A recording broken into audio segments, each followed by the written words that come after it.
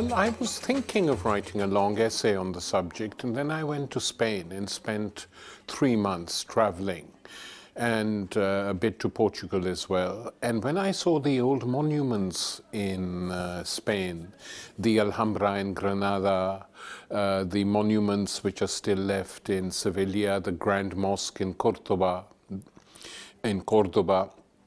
I just began to imagine what it must have been like during the last days of that civilization. And the idea of an essay went out of my head. I just began to think of the characters, and I was very touched by what I saw. And so I decided to recreate the last days of that civilization. And I'm glad I did it, because when the book was published in Spanish, it created a big storm. And many people came and told me, we had no idea that this had happened, because during the Franco period, we were taught 600 years of history in 2 paragraphs in our school books.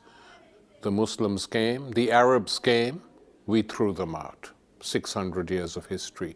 So it was important that I did it like that, and I'm very pleased I did. And then my friend Edward Said said, you now have to tell the whole story. Don't stop with Spain. Talk about the whole clash between Islamic civilization and Western Christendom. And so that's what I did. I think that the book I did with Edward, a long interview, is just one small fragment of an entire corpus of work that Edward produced. As a literary critic, I think his most powerful book is Culture and Imperialism. In a way, for me, it's more important than Orientalism, which was not my favorite of his books, and I told him that. It became an iconic book, but Culture and Imperialism was a much more powerful book. And then, of course, the question arises, if Edward had just been a literary critic, of course he would have been very well known in a certain milieu. But it was his position as the only recognized spokesman of the Palestinians in the United States of America that gave him this prestige globally and made him a public intellectual. He was the only one who could talk for Palestine in a world dominated by the Israel lobby.